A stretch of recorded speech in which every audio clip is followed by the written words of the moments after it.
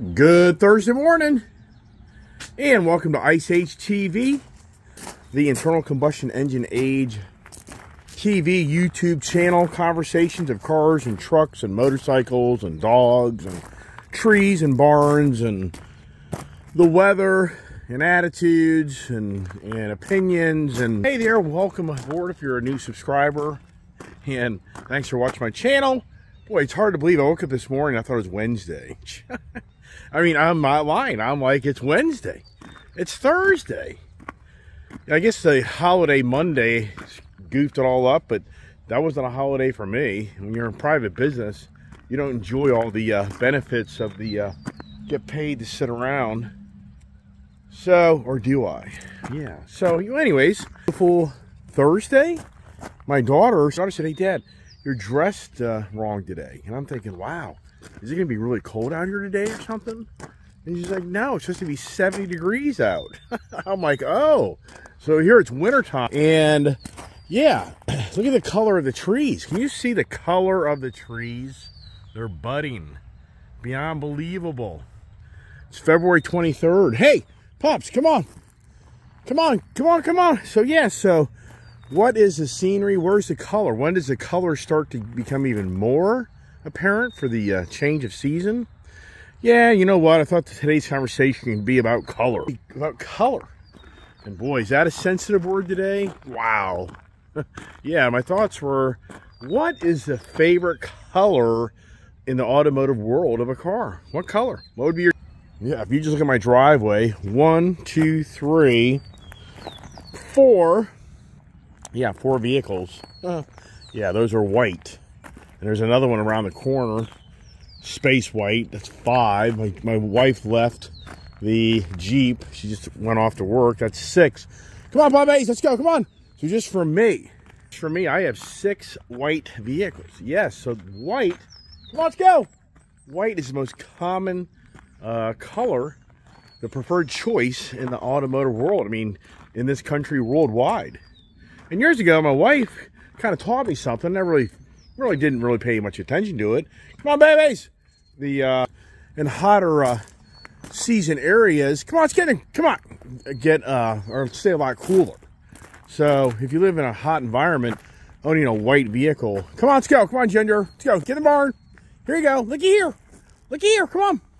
If you own a white car, it's gonna stay cooler. You have a dark car, so black is second. And so if you look right now, I've got 1 black Ram truck. And other than that, I don't have any other black vehicles. Well, I had my black Raptor. And then I traded it for this blue. Blue's not that popular. Blue's like halfway. Come on, let's go. Come on, puppies. Come on, Will. When you own animals, yeah, they're fun, but Jesus Christ, they're a pain in the ass. I mean, they really are. You gotta have the love of the animal. You gotta love the animal. You're not gonna own an animal. They're expensive. They're a liability. They're never-ending. Managing them. Come on, girl. You're out here. Get in here. Whoa. Yeah, I got a red vehicle, so there's a red. So, boy, my collection of cars. It's majority, the lighter colors. And then, in here, the Gold Rush, that's like the lowest of the lowest. I mean, barely anybody likes this color.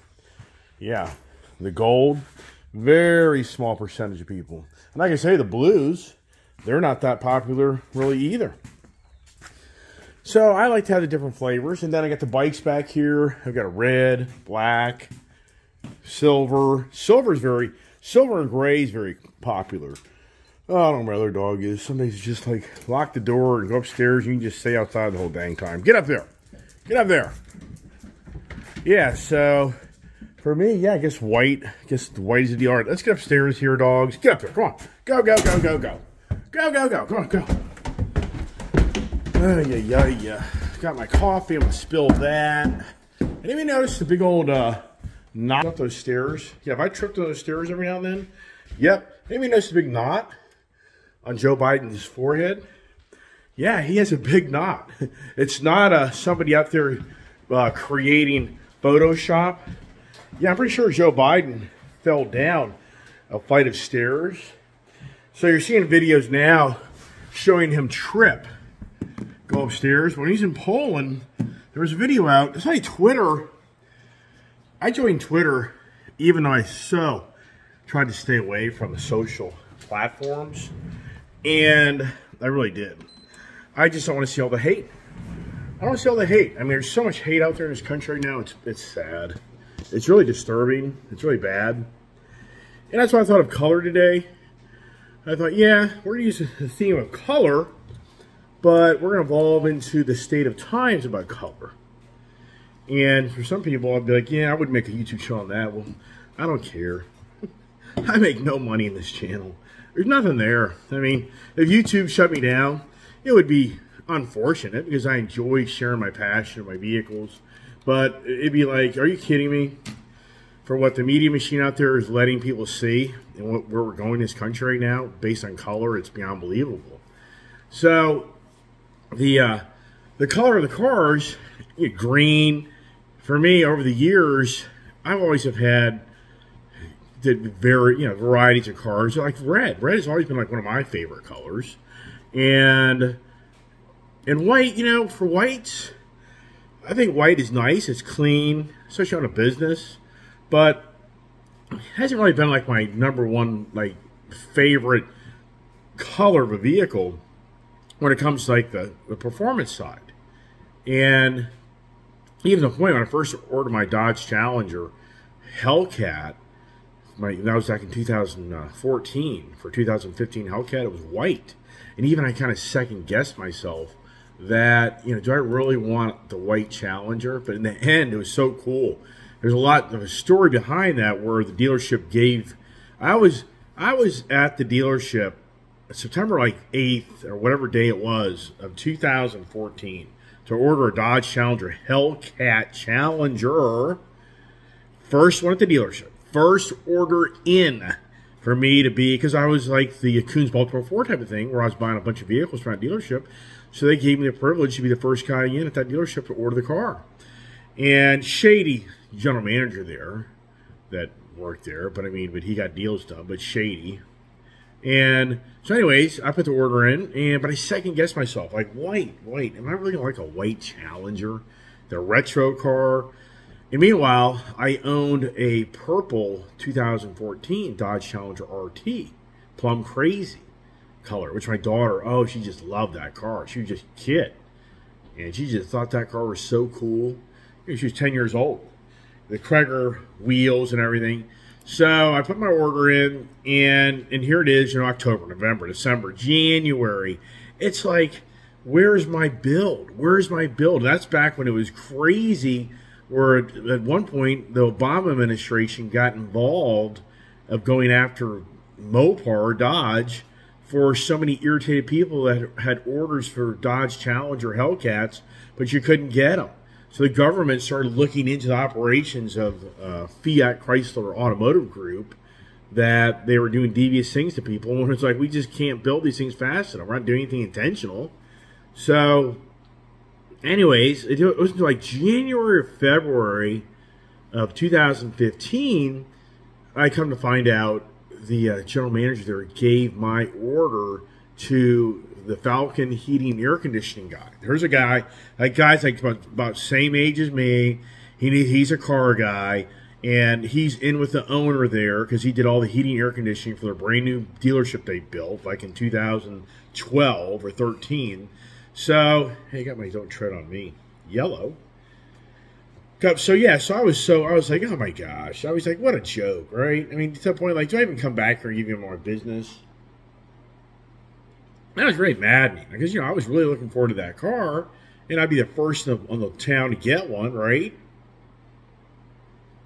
And yeah, and sure enough, I put the pieces together eventually when I see this guy, Falcon Heating and Air Conditioning, gets a red Hellcat Challenger delivered, and I looked around like, it's just like yesterday. If you followed my video yesterday, think this through. I called Derek, my sales guy, Koons Baltimore Ford, when the Raptor R F-150 truck, not the Bronco, was given a release date and orders would be taken. I called him, and I'm not lying. he called me back. It's like, I can't order one for you. I'm like, really? He's like, nope. They're only going to do dealer orders, and they're going to mark them up through the roof. That is what he told me. Okay, that's a bunch of malarkey. Because if you're watching my channel, they're getting Ford Raptors in from individuals that personally ordered the truck. And I haven't seen one truck yet come in that was a dealer order. Yeah, so to me, it's not like, yeah, whatever. I mean, I don't get that at all. And that's what Derek told me. It's like, they're not going to let you order one, Gary, because they want to make 50 grand off the truck. So they're not going to do it. All right, well, whatever. So, you know, for me, no hate. And I just play, you know, when things work out. So there's the point I'm trying to make this morning. That white Challenger that I had my eyes set on, that the deal was, I was kicked to the curb for some other guy to take my order. It actually did me a great favor, because in 2016, they opened up the Plum Crazy color option. And I was so the 70s retro theme. You know, the Mopar product, for sure, if you're a Mopar follower, if you're the Dodge guy, you go to the 70s. Dodge had the coolest color combinations and packages of really any of the companies out there, in my opinion. They had these really neat different colors. Like that Gold Rush. That's the 70s, you know, Plymouth Duster, Dodge Challenger, California paint theme. And the Plum Crazy, that's the early 70s, you know, Hemi Cuda. So you can just go through the list of B5 blue, all these really cool colors that Dodge came up with, and the yellow. So yeah, so just Dodge, I think, did a great job of having more flavor and flair to their brand than the other manufacturers. They were more brazen to bring things kind of like really creative. And so the guy, you know, so in the end, I was kind of like at peace. I was like, it's all good, because the reality, hey man, you did me a favor, because I don't think the white Challenger ever really been what I really have been satisfied with, just too bland. And so yeah, so I got a Plum Crazy Challenger. And then it was classic. So I had two Challengers. Well, at the same time, as I was waiting for my Dodge Hellcat Charger, I decided to pick up a nice Dodge Challenger SRT Charger. And so my daughter, oh my gosh, she was in tears. So I took my one Challenger and I traded it for what I had ordered, unbeknownst to my daughter, a Dodge Charger SRT B5 blue package. And well, I'll tell you this day, I'll never forget bringing that car home. And she was like, where's the Plum Crazy Challenger? And I'm like, and here's the thing. I got to backtrack a little bit, because in the duration of waiting for my Hellcats to be delivered, I ordered SRT 392 packages. So I hadn't gotten my Plum Crazy Challenger yet. So I was in the duration of waiting for it. I had ordered a Patriot, the Jazz Blue Challenger SRT 2015 model, to satisfy my desire to have something of fun factor, and I ordered a SRT 392 Charger. So I had two cars to kind of get me through that interim of waiting for the Hellcats to eventually for me able to get those for the 2016 model. So I sold that Plum Crazy Challenger for that B5 blue Charger. My daughter, she was in tears. She was in tears. She was so upset that I let that car go. Even to the point, I just about went back and bought the car back. I would drive by the dealership every now and then, and it was kind of still sitting there. My daughter would be in the back seat, and she'd like look over at the dealership, and she'd be like, she'd start crying. And I'm like, oh my God, I'm going to have to buy that car freaking back. Well, the good news is, eventually, you know, like 9 months later, my November of 2015, my Plum Crazy Hellcat Challenger came in the car. Then my daughter's like, wow, yippee, wahoo, right? And then January, my red, I'm trying to think of the name of that red, not Redline.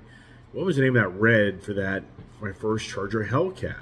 So then I got that, but I traded out of the B5 Blue, and I traded out of my Jazz Blue for both those Hellcats. And I tell you what, back in the day, you could never test drive the Hellcats. I never had a chance to drive the Hellcats. And those SRT cars that I had the adaptive cruise control, Just really nice packages, great cars, and I drove the heck out of them. And after I bought the Hellcats, I always thought, man, was it really worth all the money I just had to spend to get to the next level? I always questioned that. And I always thought, you know, if I could ever have driven the Hellcat, would have I parted with my Jazz Blue Challenger, peanut butter color interior? That's incredible. If you watch my YouTube channel, you'll see that car at the car meet in Leesburg from last year. Yes, I met the guy, the black gentleman, that bought that car. Really nice guy. It was crazy. I was walking around, I'm like, oh my God, this is my car. And he just loves that thing. And so I silly second-guessed myself for partying with those cars because the colors that I picked out for those cars was so nice. I just really loved the Jazz Blue. I love that B5 blue. That's such a traditional Mopar product. But then, you know, you have the Hellcat, right? The plum crazy Hellcat, I mean, just badass. Thing of bust loose. Then the Charger Hellcat, I mean, just badass. And I was red, and I put a black, you know, wrap on the hood. So for me, the colors that I've always liked kind of the different type of colors. And I think there's some people out there, they just are either white or black. I mean, that's the majority of the market out there. But I think to myself, too, that the car's colors give you such kind of that mood, if you kind of get what I'm saying, where you kind of just have that, the look, like on a sunny day, the car kind of reflects a certain, you know, attitude. I'm talking about not the whites and the blacks. I'm talking about like my Zura gray new truck out there, Zura blue, whatever the hell you call it, and my Gold Rush, and the Frostbite blue. Those colors in different like days. That's like the mood ring. Does anybody remember the mood ring? Wow. Does anybody remember you have the ring on your hand and it changed the colors throughout the day, and it's kind of based off of your mood supposedly? Yeah. So for me, I just have always liked the brighter colors. Even this is no lie. One of my neighbors years ago, one day he was driving by my house and he stopped as I was outside working on my driveway, and he said, "Let me ask you a question." And he wasn't wrong. He's like, "Why do you have so many white cars?" And I'm not embellishing here. Majority of my cars, like I just showed you this morning, were white. And he's like, "Why wouldn't you have like a little more diversity in your collection?" Yeah. And I looked at him kind of like, yeah, I know, the wife got me on this path. I'm like, the wife was like, hey, you work out of your cars all the time. A whiter car will probably be easier to work out of because of it just being cooler in the summer months, and it does look clean more often than not, even though they are trash. Like I was cleaning my wife's Jeep the other day, and that thing was trashed. Trash. That white hides that dirt. So then my dad, he bought the British Racing Green Datsun 280Z in 1976, and that was such a cool color. If anybody's and I'm assuming that's what they called it back then. If anybody knows the Datsun line, the Nissan, former Nissan, you know, not Datsun's the Nissan basically, and that was just a great, just really good color.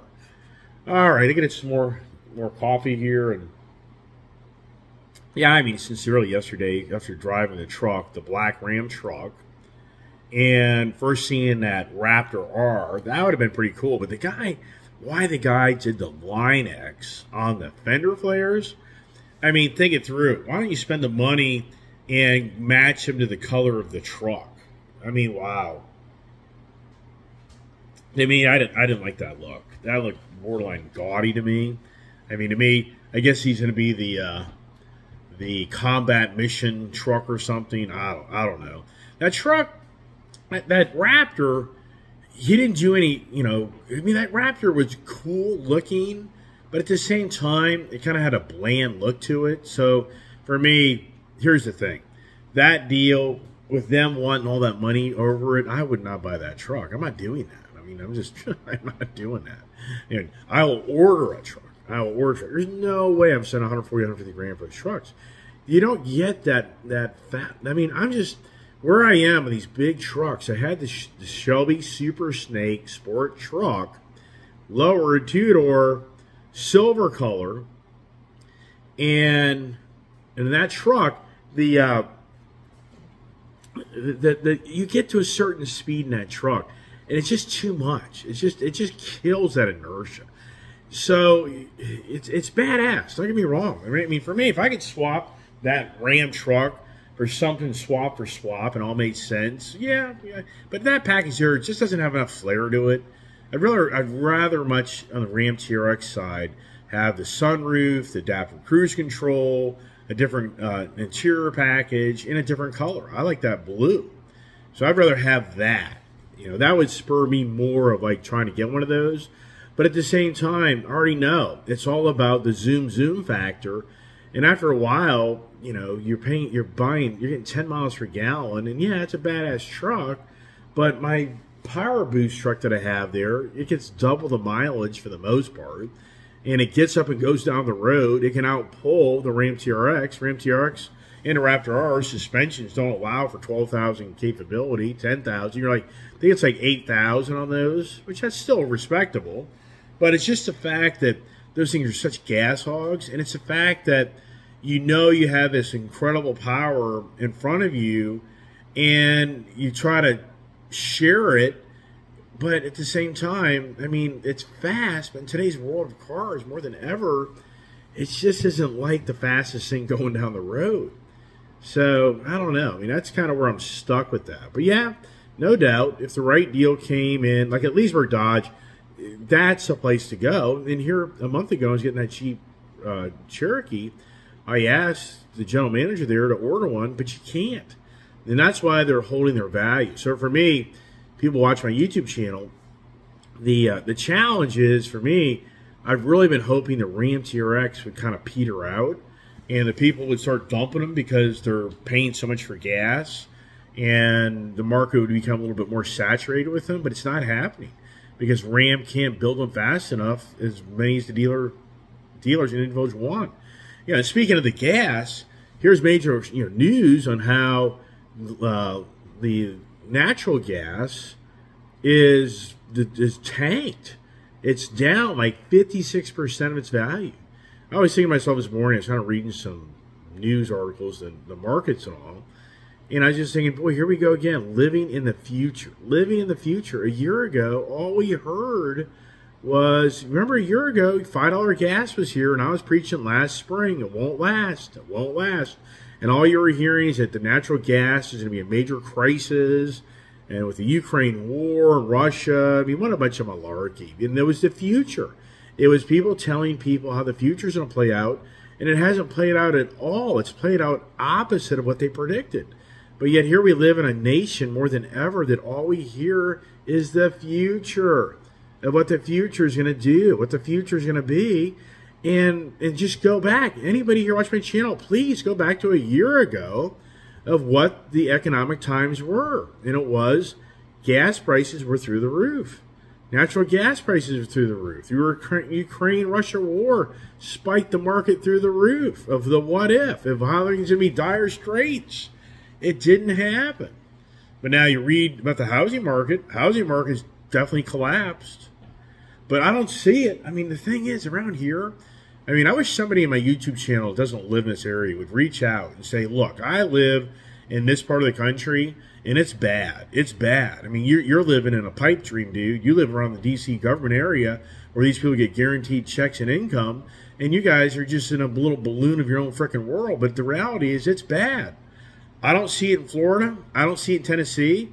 In Florida right now, the housing market, it's not going to get hit much at all. Tennessee, where I'm in Tennessee, 10 years ago I told you that place is going to be a desert. This place isn't going to have the infrastructure to continue to be what it is. Oh my God, you know how wrong I was about that? That area in Tennessee, Johnson City, Tennessee, is exploding. Exploding. All the people that don't like the liberal states and Democrat Party governing bodies are leaving by the droves. Yes. And are going to the conservative states where they don't want to be told how to, live their life every day of their life, and told them that they're of a color that they don't like them. I mean, just beyond unbelievable. So for me, wow. I mean, the future, but the future, right? The future. So, and even for me, I thought over a year ago that this country would be coming to a shambles from all the free money. So here's what's interesting. they're claiming it's either, I think it's 31 million. I don't think it's 315 million. I read it late last night. So, and I've talked about this. The pandemic money, the PP loans, the payroll protection loans, and all these companies got money. I've said it for during the whole pandemic. People are taking this money and buying their toys because the guidelines said that 40% of the money had to be shown to go pay payroll. The other 60% of the money, you can do whatever the hell you want to do with it. Yes. So if you got $100,000 from the federal government for pandemic-related challenges in your small business, as long as you show records of you paying 40% of those monies, 40 grand, to your payroll, and then the 60 grand's left over, if you want to go buy a company truck, then there you go. There it is. So yeah, so they're saying that huge amounts of money during the pandemic bought all these cars. So it was the pandemic. I mean, beyond believable. Is it beyond believable that what we've witnessed, like people predicting the future, predicting of how the virus is going to play out, and oh my gosh, it's just, and then now people don't want to go back to work. People want to remotely work. Where even the New York governor is to appease the applicants to try to want to have a job for New York City. They're going to say, instead of a 5-day work week in the office, they're not going to mandate that. They're going to mandate that you may only have to come in X amount of days. And then in some businesses now, like in United Kingdom, they're going to a 4-day work week. So you have a 3-day weekend permanently. It's not even due. That's a whole other business model. But meanwhile, unbeknownst to many people, the commercial real estate guys are sucking wind. And the big catastrophe hasn't really happened because there's a lot of variables in that, being that, first of all, if you're a tenant and you signed a 10-year lease in 2000, let's just say 15 on that building, but none of your employees go to it anymore, but you still make the same amount of monies to pay the bill for the building that you're supposed to lease out. Well, it's not until 2025 that you're going to be off the hook to pay for that. So for the landlord, he may just have empty offices, but he still gets his monies. But there's other landlords that didn't meet that cycle, and their leases have run out in the last year or two, and they're sucking wind. And in New York, it's a known fact that Manhattan is borderline turned into a ghost town for businesses. Well, they're doing rezoning all of that area down there to be condos and apartments. And then the same story is being told over and over again throughout many other cities that are challenged with remote working. And it's more of like the D.C. area here. It's huge, and the amount of people, it's huge. 30% of the people in this area no longer drive to D.C., if not more, to go to work. They're remotely working. My wife's a perfect example. My wife now goes into work maybe 2 days a week. She used to go in 5 days a week. She can remotely work. And the list goes on and on and on. But there's other, big commercial properties that are, once again, I mean, there's so many variables playing into that because of the people that were a business that revolved around the people going to work every day. You don't hear those stories, do you? About all the delis and the little shops and the vendors, the food trucks. So many of those people, they went bye-bye because of all the people disappeared. Like I was showing you the other day, if you watched my Charger Hellcat drive home day, there's a major rail that's been put in this area where I live that is worthless. It's never going to get utilized. I mean, billions of dollars spent for rail infrastructure that will never even be used. That's what blows me away. More than ever, more people are getting off the roads. More people are at their home. More people are remotely ordering things, remotely working. I just think, doesn't this add up to anything on the carbon footprint to the world of what's going on? I mean, doesn't that add up to anything? Yeah. I think, what adds up? Hear about Bill Clinton's former advisor to the White House that in 1996 used to check in Jeffrey Epstein and probably heard a lot of conversations and probably even went on the flights with Bill Clinton to the pedophile island.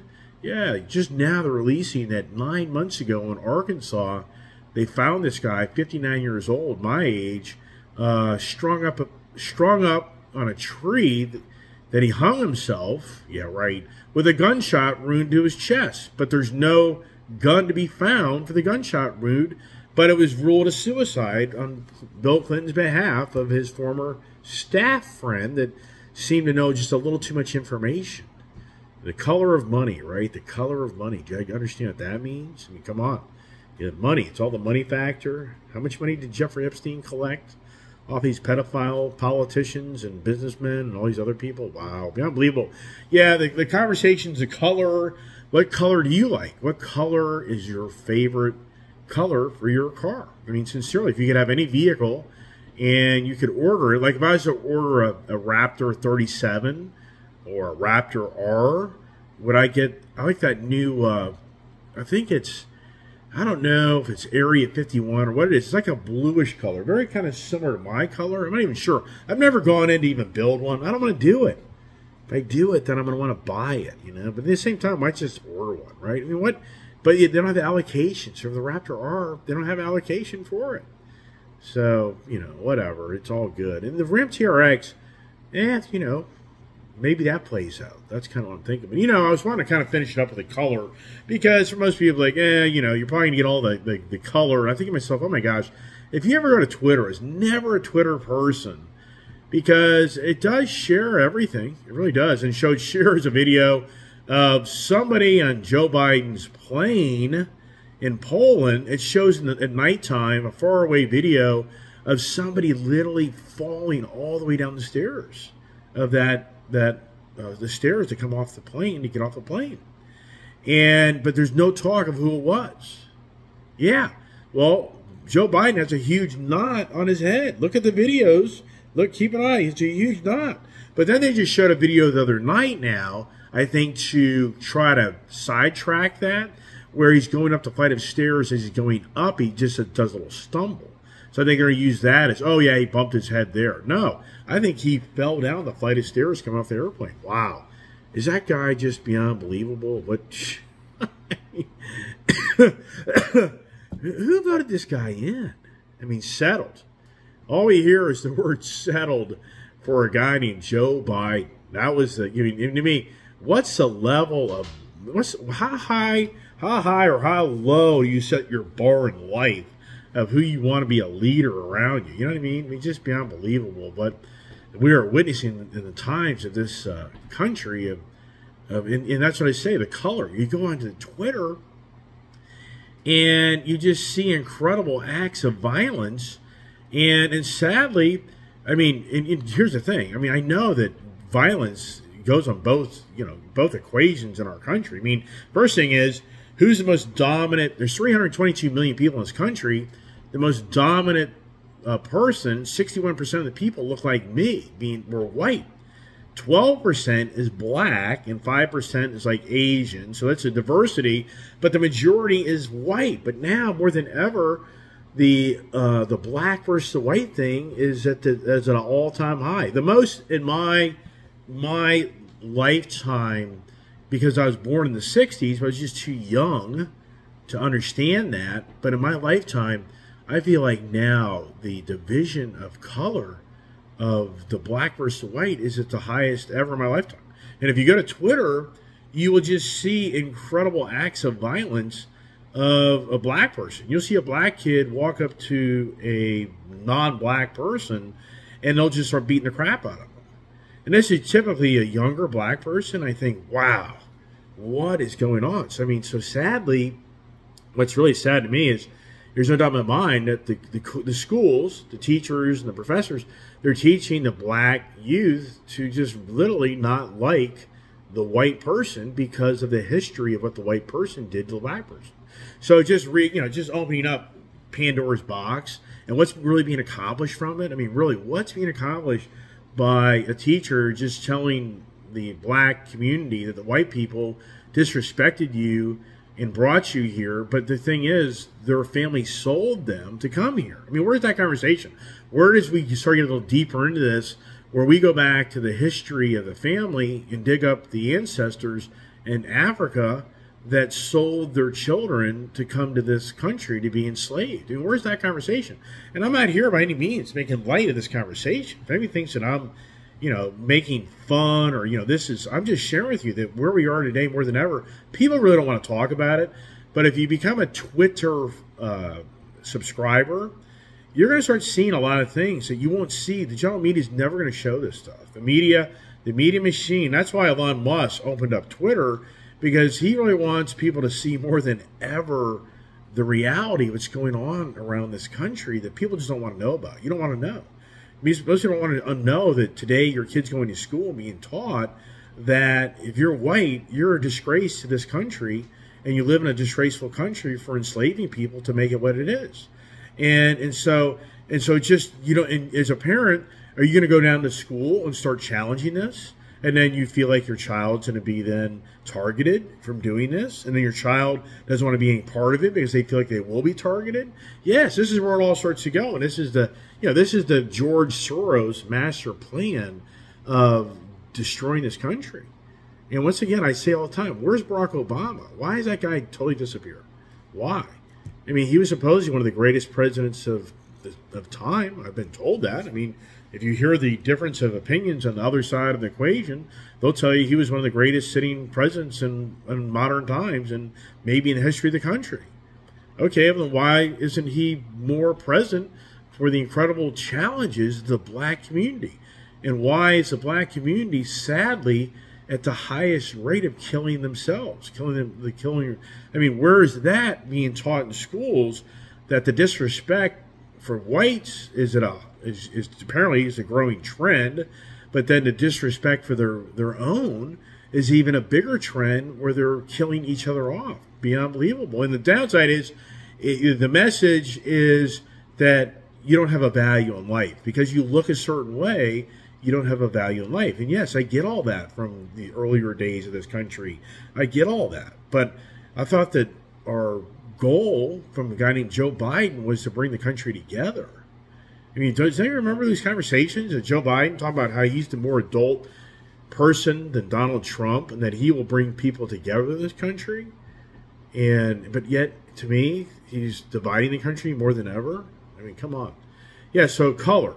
Wow, the color of times. And for anybody watching my channel, I'm just sharing with you as an individual that just has a YouTube channel that's about, you know, it's a speck, it's a flea in the Sahara Desert compared to other YouTubers in the YouTube world. And I'm just sharing my little minute, you know, little own world, that it seems to me that the color in our country is rising and becoming a bigger problem.